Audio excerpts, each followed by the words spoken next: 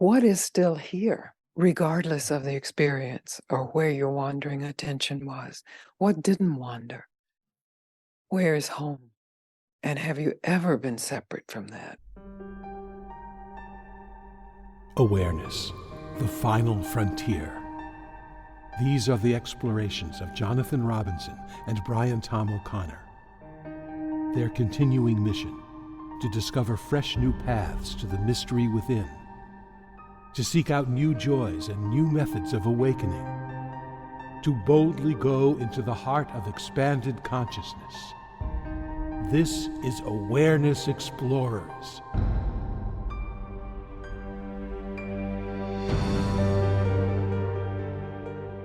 Welcome back, Awareness Explorers. Great to have you. I'm with my good friend, BrianTomO'Connor. How you doing, Brian? Excellent, Jonathan. I'm so looking forward to today.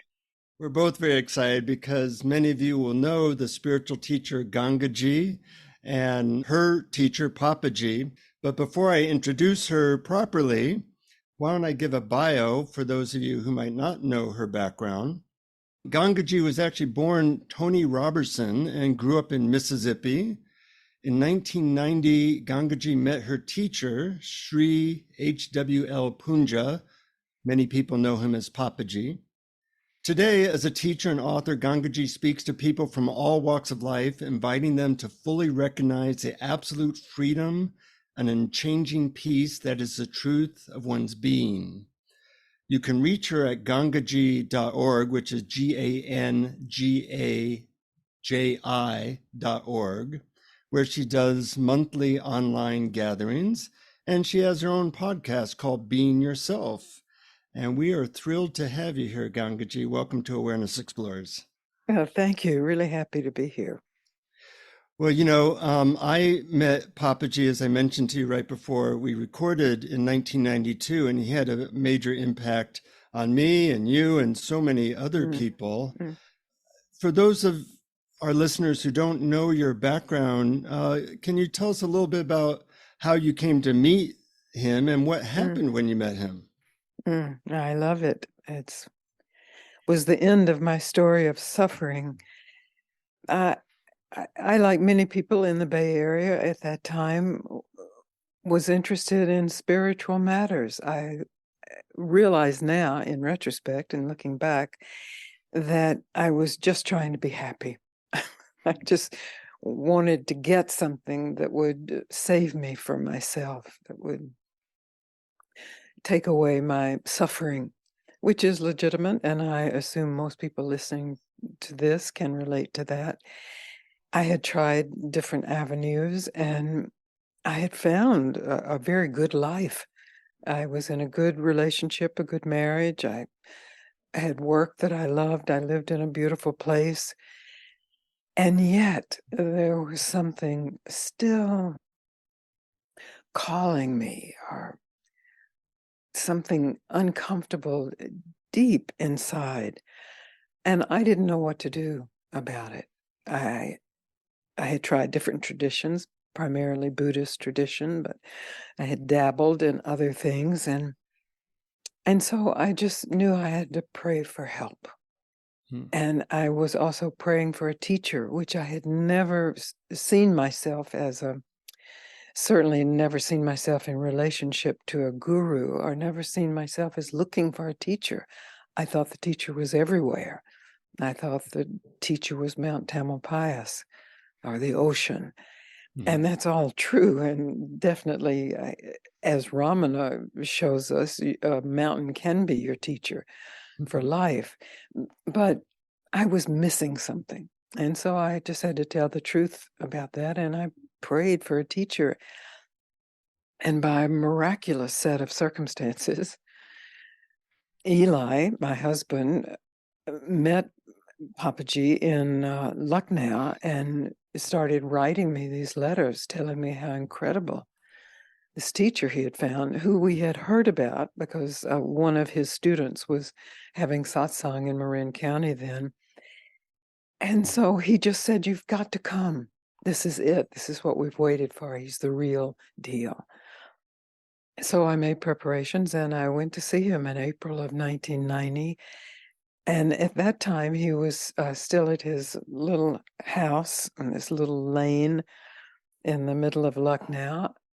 Oh, no, I beg your pardon. This was in Hardwar. I first met him in Hardwar. And then later I would visit him, and he was still in his little house in Lucknow. But this first visit was on the banks of the Ganga. So it was incredible. He was there because by April it was already too hot in Lucknow for him. So he was in Hardwar, and I just knocked on the door. We were going for tea, and he opened the door. And he was this presence. He's, as you know, was a very handsome man. Then he was in his 70s, and he just said, "Welcome." And I felt it. I knew it was a sincere welcome. I'm from the South, so I know there's like, "Hi, y'all, come in. Happy to see you." But this was like really this wave. And I was so profoundly moved. And I said to myself, this is my teacher.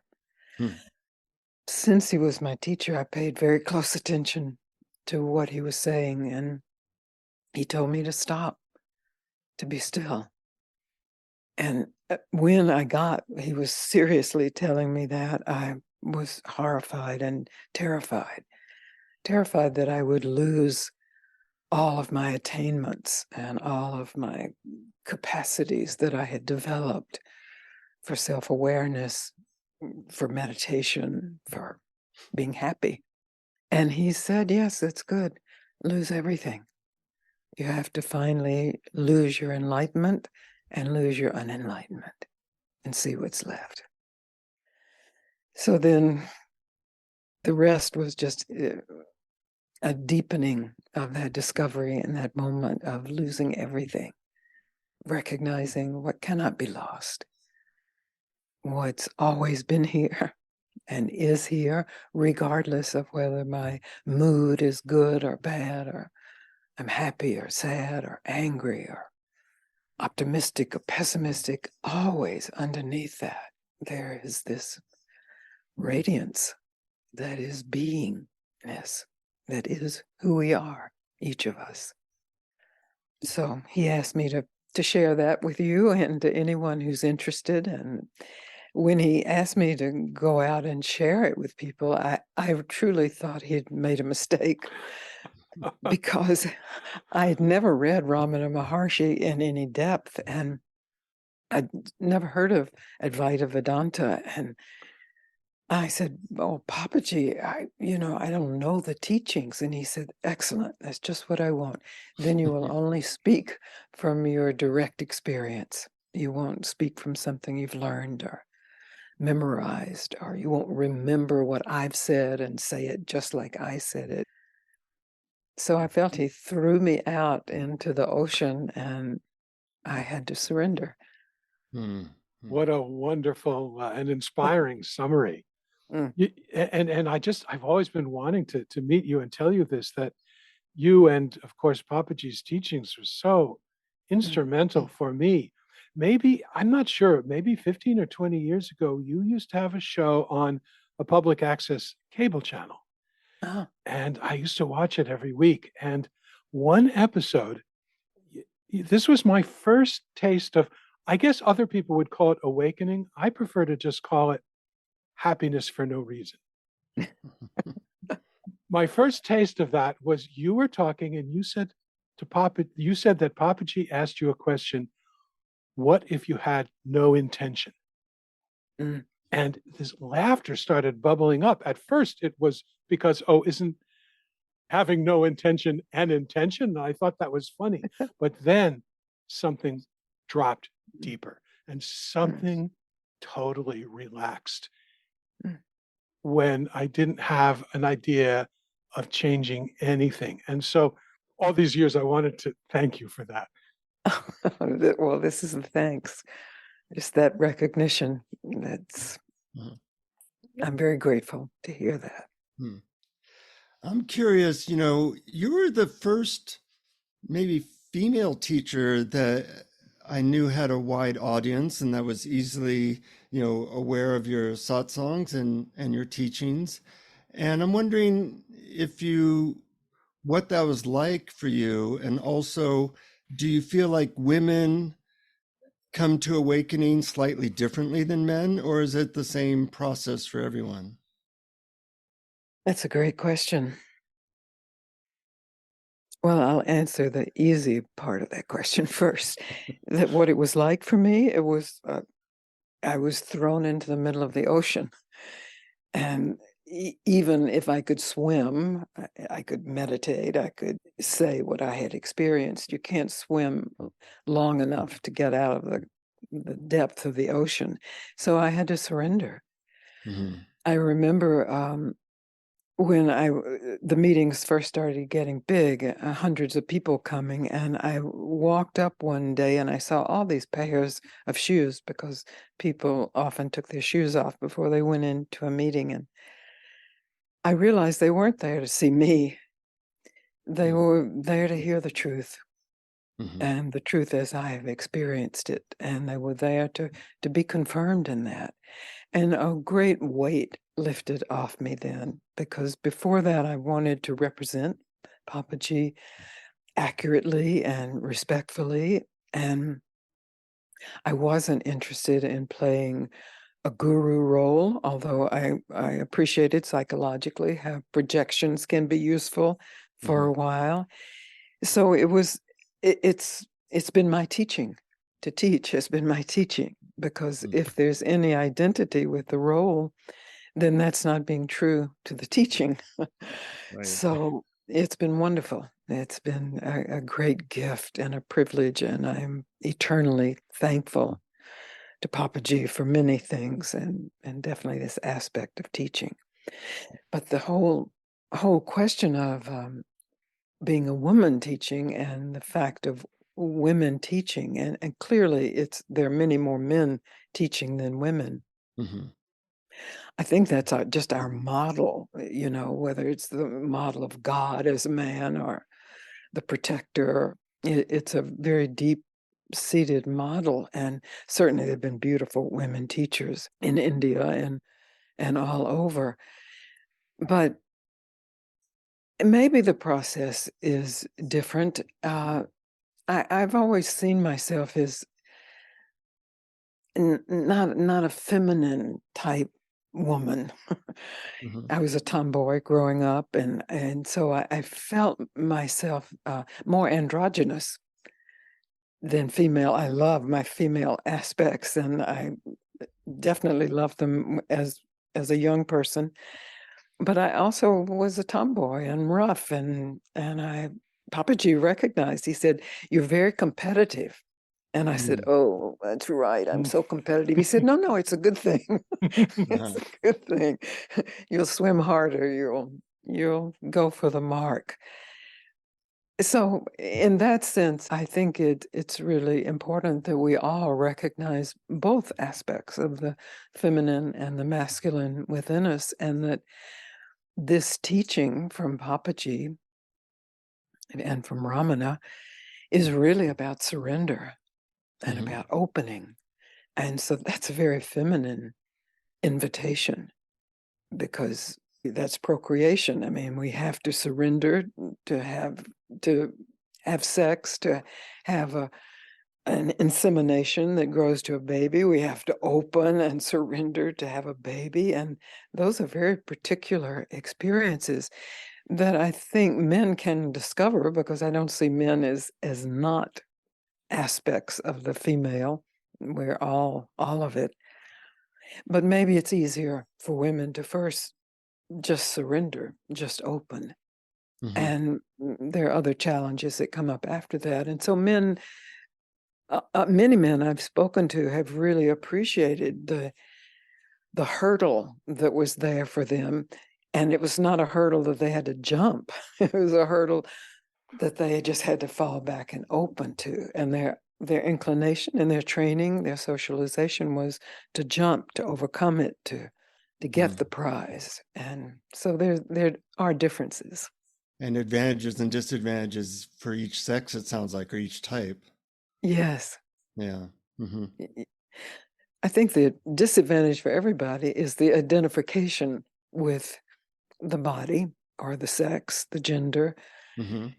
because we are identified. I mean, that's what we mean when we say I want something or I'm going to get something, and I'm not making that identity wrong, and I see how fluid it is now, but there's a way that there's the obstacle of identity, that when you really surrender to yourself as a male or a female, and then you really surrender to what this inner identity is, and then you really surrender that so that you have no identity for at least a moment, Mm-hmm.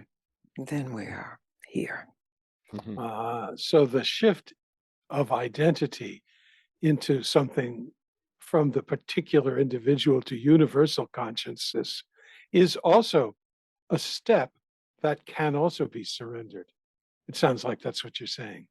Well, finally, I mean, Papaji used the word stop to me, but people often hear stop as some kind of punishment, stop, go back. Mm-hmm. But it's just recognizing that any identity, spiritual identity, worldly identity, enlightened or unenlightened identity, requires some kind of narrative and some kind of imagery. And then we fit ourselves into that. And in that, we overlook the oceanic qualities of our true identity. Mm-hmm. There's room for identities, but there's much more than identity. Right. You've been at this for a long time now. And 30 I'm years. wondering, yeah, I'm wondering what shifts you've seen in terms of how people approach awakening, or what is moving or changing that feels like it's different than it was 30 years ago.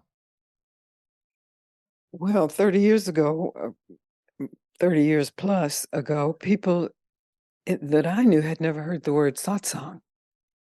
I know that there were some sects that used the word satsang, but in general, nobody had heard of it, because in general, the counterculture was really influenced by Buddhism.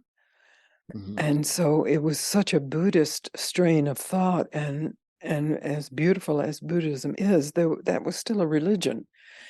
So there was a religious way of being. There was a right way and a wrong way, and there was I mean, we ate in beautiful Buddhist restaurants, but the servers would be, maybe they'd taken a vow of silence.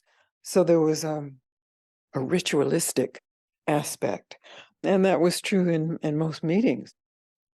When I went to see different Buddhist teachers, primarily Tibetan Buddhist teachers, we learned to chant in Sanskrit or Tibetan sometimes, but we didn't know what the words meant. It wasn't in English unless we became scholars and studied the Sanskrit or Tibetan. So to meet a teacher like Papaji, and then to bring that teaching and just to be speaking in the vernacular, just the common language, was, I think, a radical change for people.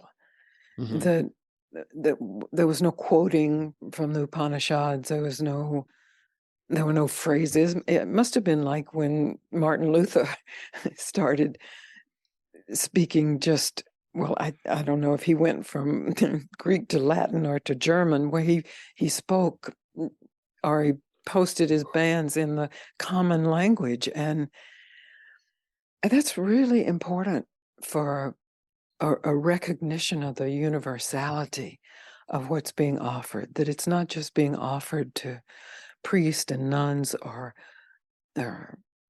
practitioners of a particular sect, or those who've learned particular mantra, or those who do prostrations, that there's something closer than all of that. Mm-hmm. So that was a shock for people. And certainly I got lots of challenges, which was very good, and I needed challenges. That's what was appropriate. But I would say now that it has entered the vernacular, that people are very at ease just speaking directly without referencing their awakening to a book or a poem or a particular teaching. People are freer just to speak from their direct experience. And that was always the point of my speaking to them, to discover what is your direct experience, not what you should be feeling, not what you want to be feeling, not what you think is bad that you're feeling. Just what is here? What is now? Who are you? And talking from direct experience reminds me of something I watched on a video of yours on YouTube. I think it was called Limits of the Mind. And a woman was talking about what she knew and what she understood. And then she said, but, and you said, don't say but, fight it. And it seems to me that's such a common thing for people. They talk about what they feel they understand, and then they say but. And oh, it is so common.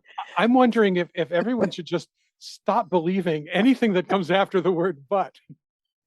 You know, really, I mean, I appreciate the analytical mind, and that's a way of really saying, yes, that's relatively true. So let's see if it holds up. So the but can be useful, but it's when you're talking about your direct experience, if you don't put qualifiers on that, then you're able to more directly experience what you're experiencing.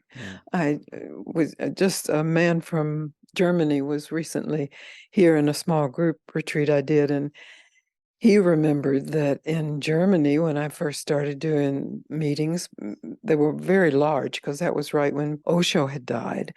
And Osho had told his students, find a living master. And so they found Papaji, and they heard of Gangaji. And so they came to these meetings, these satsangs in Germany. And it was amazing because I would say whatever I had to say, and they would reflect back to me their direct experience of that. And then they would say, Ja, aber. And I learned very quickly that means yes, but. Gangaji, ja, aber. And that was a theme that I recognized, really a kind of trance that had to be exposed and broken for people, that if you just stop, you don't follow the yes, but, the counter argument, that this is not a debate, that this is an invitation to experience your direct experience and then discover what is under that. If we yes, but it, we think we're being deeper, but actually we're being more superficial. Yeah. You know, I went to see Papaji in 1992, and I didn't know anything about Ramana Maharshi. So I entered what was his living room, as you know, and he immediately told me to sit in front of him. So I don't know the protocol. So he looks at me with his joyous, exploding eyes, you know, and says, "Who are you?" Well, I didn't know what to say. So I said, "I'm Jonathan from the United States." And of course, he and other people laugh. And I thought, well, that was the wrong answer. So then I said, well, I'm a seeker. And he kind of shakes his head, you know. And we did this for a minute or two where I went through all the roles that I identify with. And then I realized maybe silence would be better.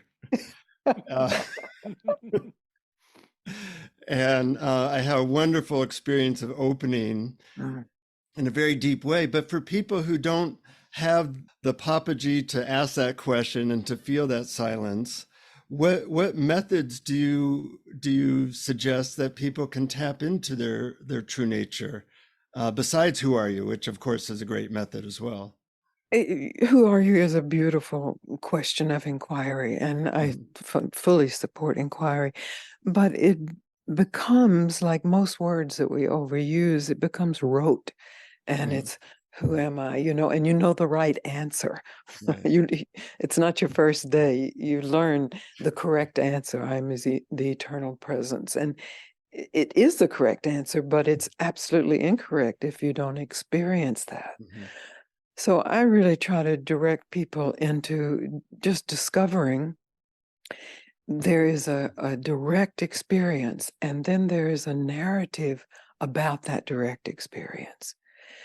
Because we're so attuned to the narrative, we often follow the narrative as if it were reality, as if it were the direct experience. So even a superficial experience like feeling anger or irritation, not even anger, you feel irritation, we have a narrative about that. We're righteous in our irritation because somebody cut me off in the freeway, or I shouldn't have feel that. Let them do what they have to do. I shouldn't feel this. And we get caught up in our internal conversation, and we don't get to experience the depth of what is here, even if it starts as something superficial, as an irritation, in the willingness to experience that without the narrative about that, without good or bad judgment, just to, for a moment, be absolutely, completely irritated. And without a narrative, irritation can't last, but it can reveal something deeper. Maybe it's true anger, maybe fear, maybe bliss, and finally, it maybe is radiant, unspeakable, indefinable presence of your own being. Do you sometimes suggest that people just follow the sensations moment to moment so that leads them to, well, not even leads them, that's just a good approach to being present? Well, that sounds like Vipassana to me. And I thought that was a beautiful practice. I went to a couple of Vipassana retreats in Joshua Tree and before I met Papaji. And, other than having to sit there for an hour, I thought it was a beautiful reflection to just follow, just to turn inward is really what that is. So I'm not teaching people a meditation practice, though, really. It's, for me, it's more important just in your day-to-day activity. I support meditation practice. I meditate every day, and I let people know that, and it's just healthy. It's healthy for the body, mind, just like brushing your teeth and eating correctly and sleeping enough hours. It makes sense for this creature that is here. But it's really simpler what I'm inviting people to do. It's in an instant of feeling something in particular. If it's something that you habitually feel, that you feel in a way that is unnecessary suffering for you and maybe for others if you act it out, to be willing to stop when you feel that, to stop the narrative about it and to feel it fully, really reveals something underneath that. Under anger is usually fear. I mean, that's why we have anger, as some kind of protection. Rightfully so. I'm not anti-emotion. This is really just using, in particular, habitual emotions that appear. And then under fear, and if you're willing to really experience your fear without the narrative, well, something is coming to get me, or I've got to get over this, spiritual person is not fearful, just putting all of that aside and opening to this raw fear, really of what it means to be a living creature, that often reveals something deeper, which can be this existential angst at being alive and knowing you are going to die, a kind of despair. And this is where most people immediately go back into the conversation, or even to a conversation about existentialism, rather than just experiencing that, the aloneness, everything that we've been running to get away from, like the monster in the dream. That's really to wake up in the dream, to turn and face this monster of inadequacy, of finally being nothing, facing death. That's what it is. But it's death not in a momentous way. It's or it is momentous at the moment, but it's in a regular, just an irregular life. Something gets triggered, And there's an opportunity to experience that and what's under that, what that's nested in. And that's inquiry for me in terms of a modern day, because I feel like the who am I question, or who's experiencing this, or who's afraid, these questions, when they were fresh, were like gems of aliveness, but they've been made a part of a religion, the Advaita Vedanta religion, and so they become techniques. And really, the invitation is to stop all techniques. Yeah, as a matter of fact, I remember you wrote in Freedom and Resolve, I think it was something like, oh yeah, you write that practice is a bad translation. That's good. I like that. I'll stand by that. Yeah, and I guess people, everything that you just described is often what people come to a practice like meditation to avoid, to That's not do. right. And you're saying just the opposite. Go into Yeah. it, experience it directly without the story. That's it. That's really it. That's direct, and that's Papaji's way. His way, as you know, Jonathan, was just when you were right in front of him, he just could laugh at you or ask you a question, or his transmission was right there. This transmission was a transmission of who we all are at the core. And so we each have the capacity, if this is what we want, if we are drawn in this direction, we have the capacity to discover within ourselves this indefinable truth of being. Of course, this could get misused, like everything does. I mean, every word gets misused, every invitation gets misused. I finally had to stop saying, just stop, just be still, because I realized that's so misused. I heard somebody saying to someone else after a meeting, oh, just stop.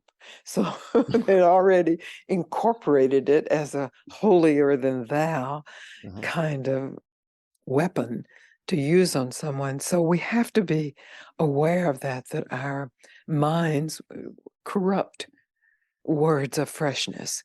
And if it's not fresh, then throw it out. You can't get freshness from garbage, is something Papaji would say. You can only find freshness in itself. When you met Papaji and had this awakening, was there a prolonged integration process, or what can you say about integrating, call it the silence in one's being, into this crazy material world we live in? Well, my integration process was being thrown out into the ocean and having these meetings with people.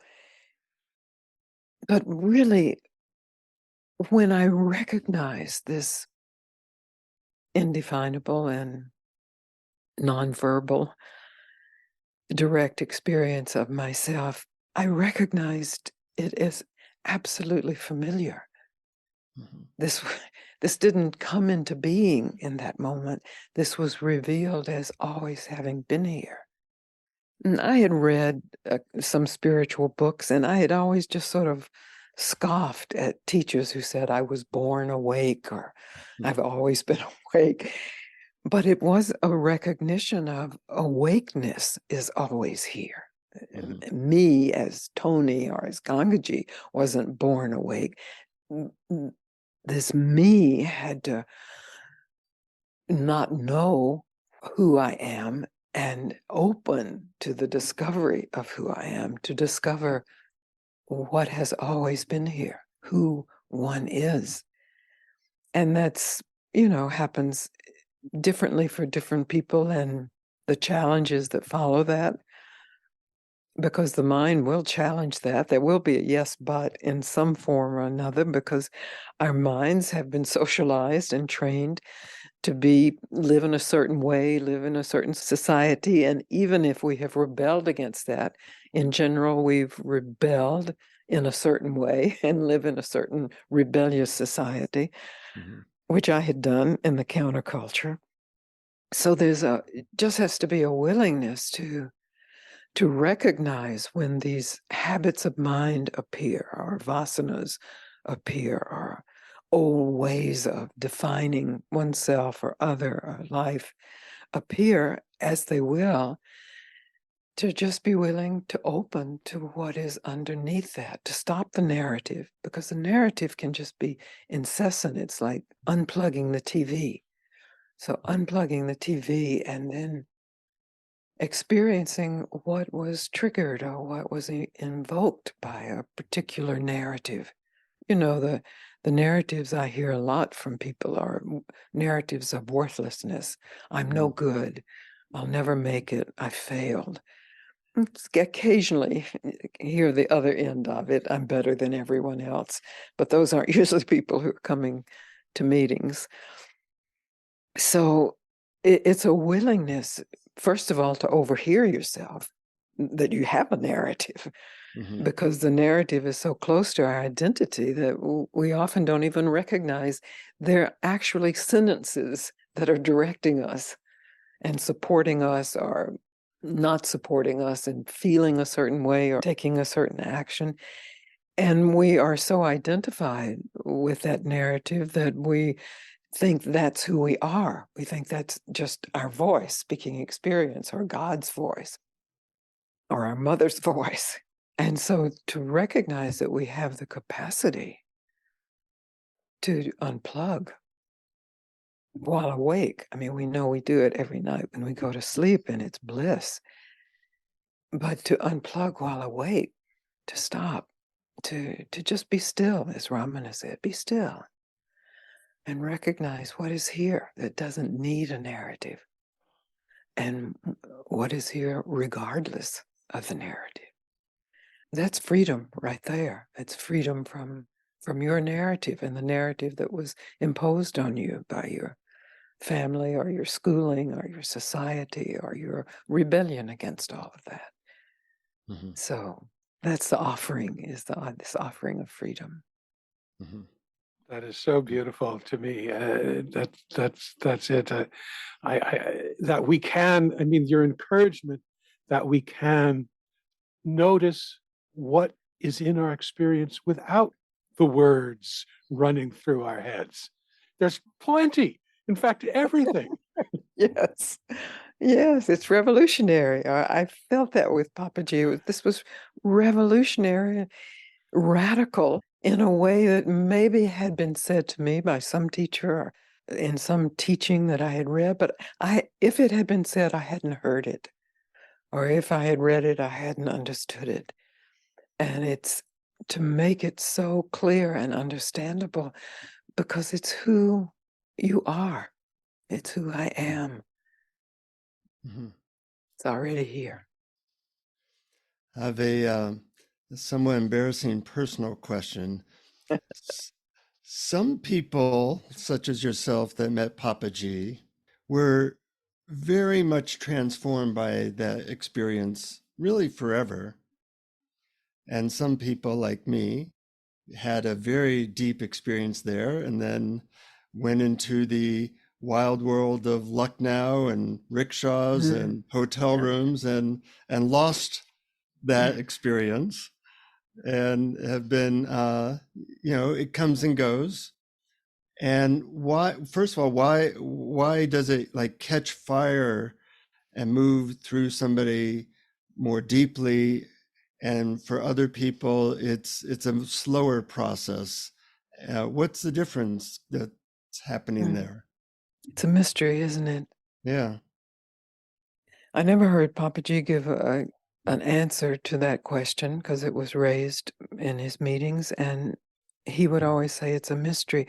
But also he would say, what is still here?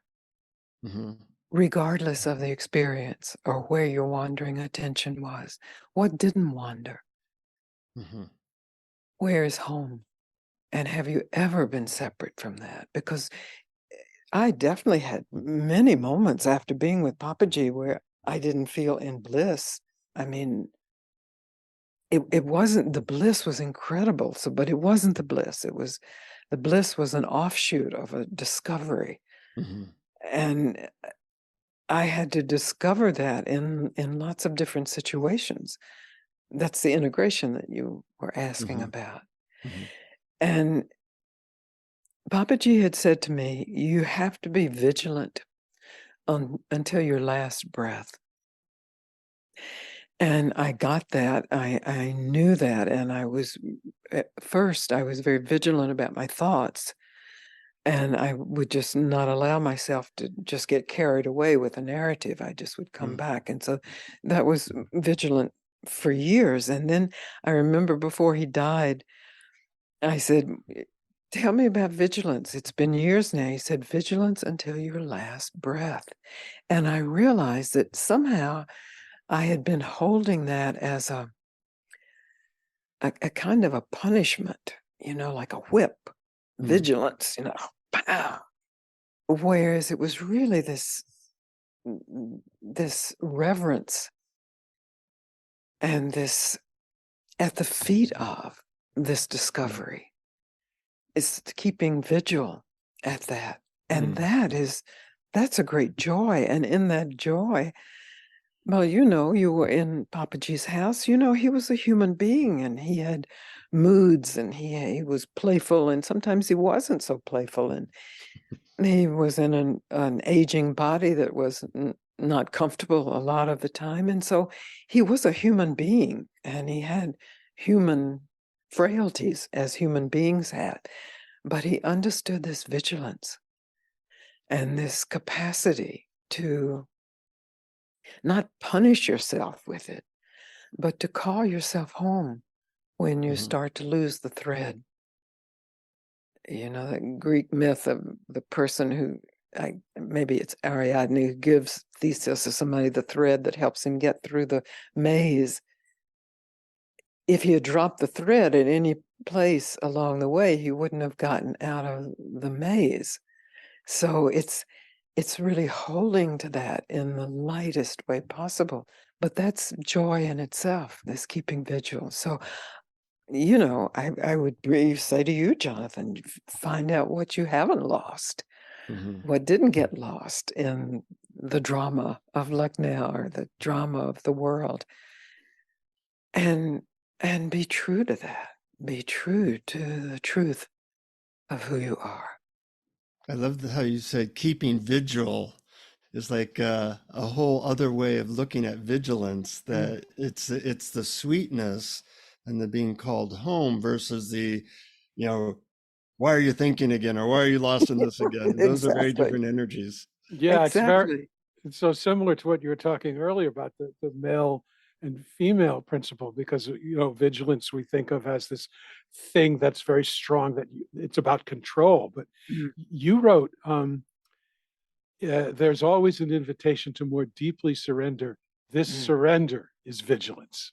mm. And then you Yes, also added, be vigilance. Uh-huh. And that's it's it. it's a totally different.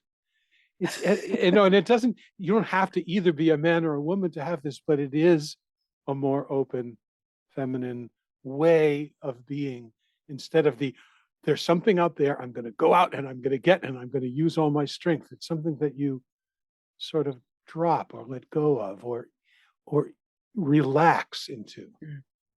Mm, it's beautifully said. Mhm. Yeah. Yeah, open is the key. And that's in death, our bodies open in the sense that they are being transformed and creatures are now consuming them and that we don't have the life force to fight. So Papaji often invited people to meet their death, to really in this moment die to a future. Mhm. And in that, there is this direct experience of what is here, what doesn't need me, this meanness, to be here, and to recognize that I am that is here. So the feelings and the emotions and the experiences of this particular body are unique, but the life force is omni rather than unique. And that's where it's true identity. So we always have an opportunity to investigate, to inquire, to discover that, and then the opportunity to be true to that. That's the challenge, and that's the bliss. Mm-hmm. Mm-hmm. I love that way of putting it, the omni versus the unique. Is there anything that we haven't asked you that you would like to mention or talk about or feel called to share? It's so full. No, I feel you both, and it's really wonderful in this Zoom universe that we can see each other, but something that's actually transferring from one to another in this meeting is really precious. And even the transmission through you or through our true nature of Papaji's presence, Yes, that's the great thing about satsang is you start to feel that energy and that opening. I have a great picture. I hope you can see it. You probably, Yeah. Oh, this yeah. is in Right, right. Lucknow, yeah.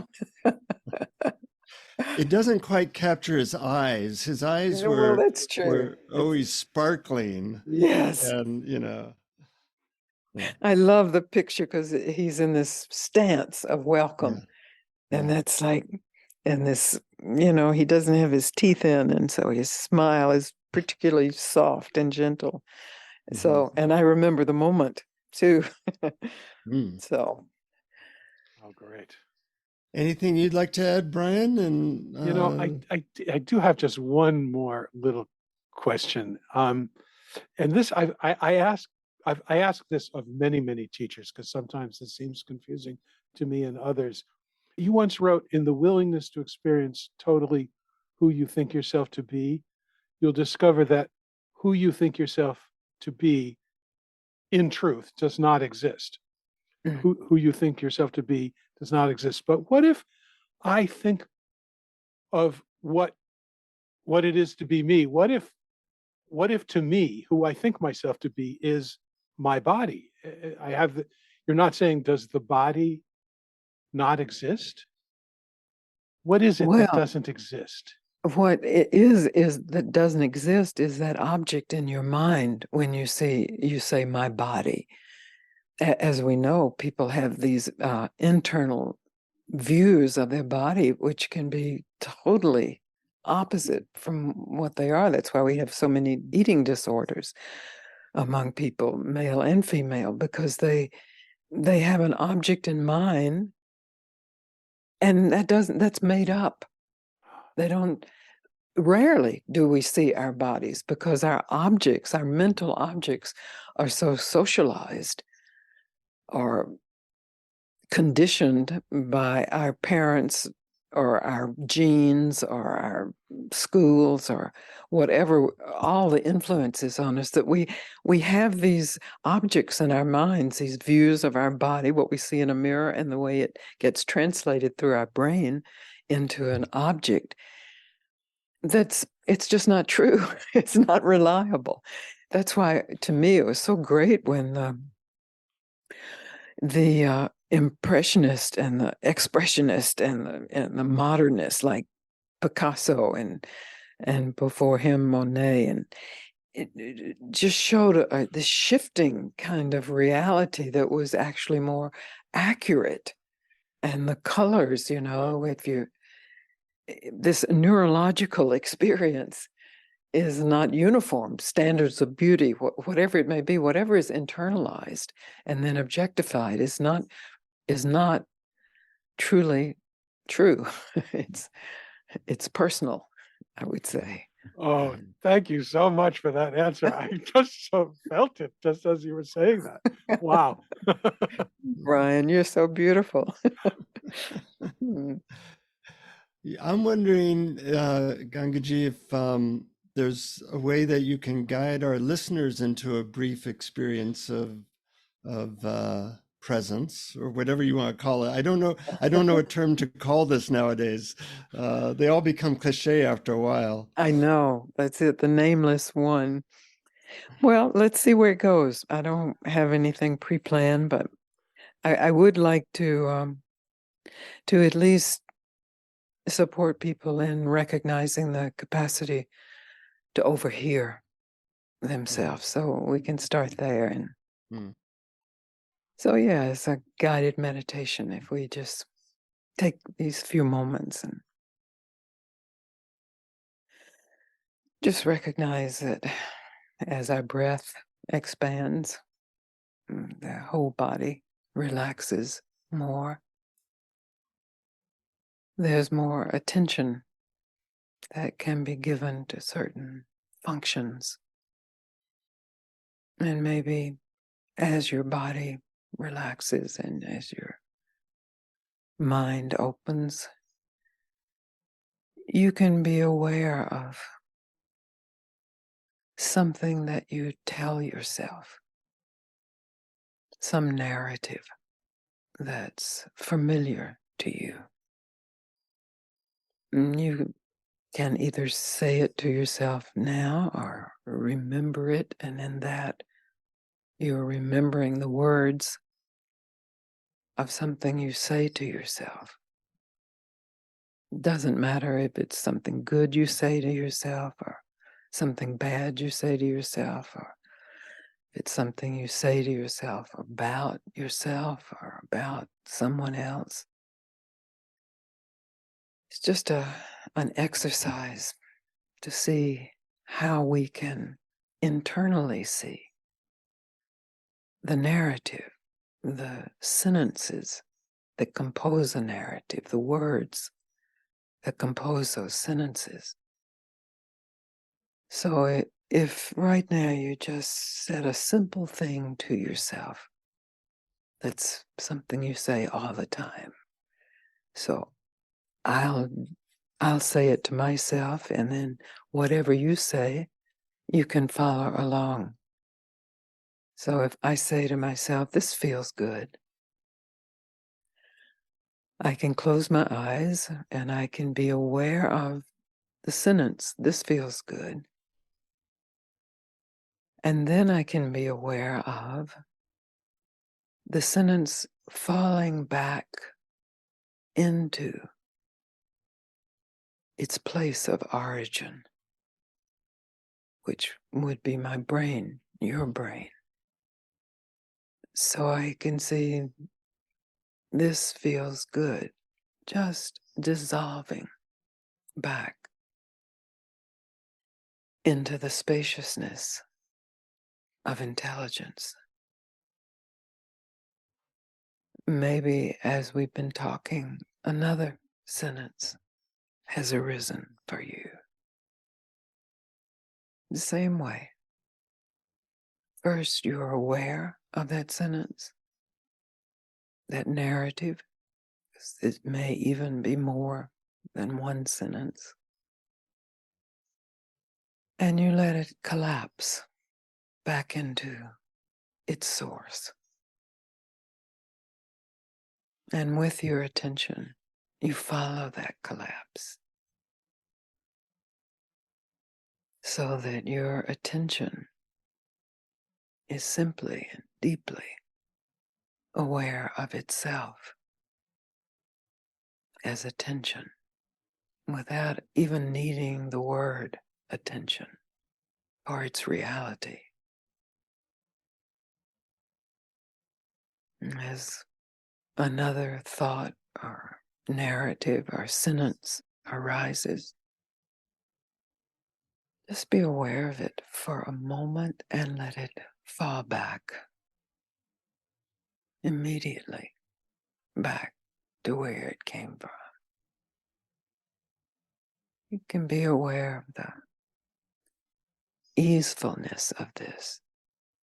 It's not a task. It's not a contest. There's no judgment. There's just the possibility of recognizing, and rather than following, allowing it to come home, to fall back into consciousness. At any point, for a few seconds, you can do this. It's not a meditation practice. It's an invitation, a possibility. You can recognize in this day later, if some familiar emotion appears, you can recognize, is there a thought that goes with this emotion? It's good if there is, and it's good if there's not. There's no right or wrong. But you have the choice when you recognize that thought to either follow it with another thought or to let it come back, come home, come to space.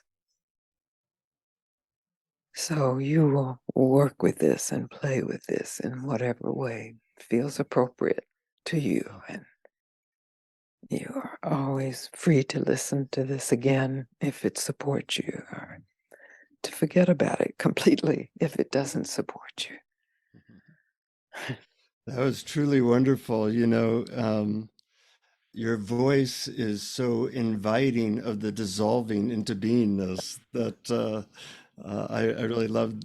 I love listening to that and feeling that dissolving. Thank you, Jonathan. Yes, You're here.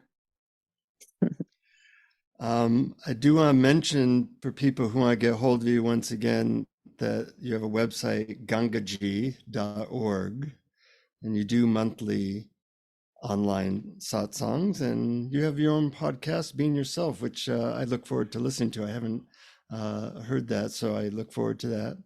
And I want to thank our Patreon supporters that make all this possible too. So if you want to know how you can support the podcast, go to patreon.com/awareness explorers. And for various levels of support, you get lots of extra stuff.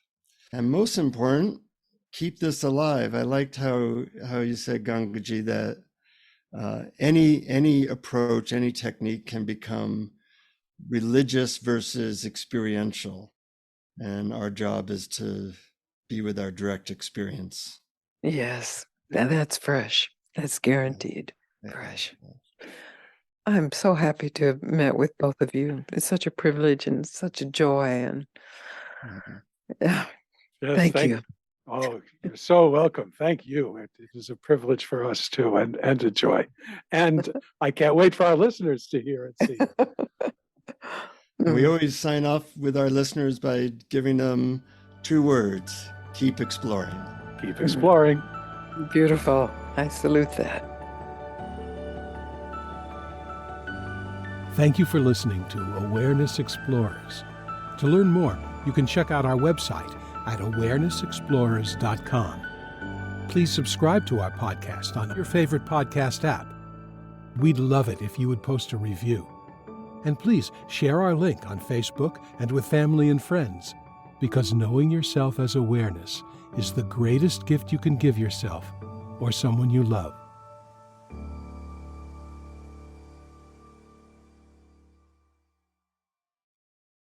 Lose everything.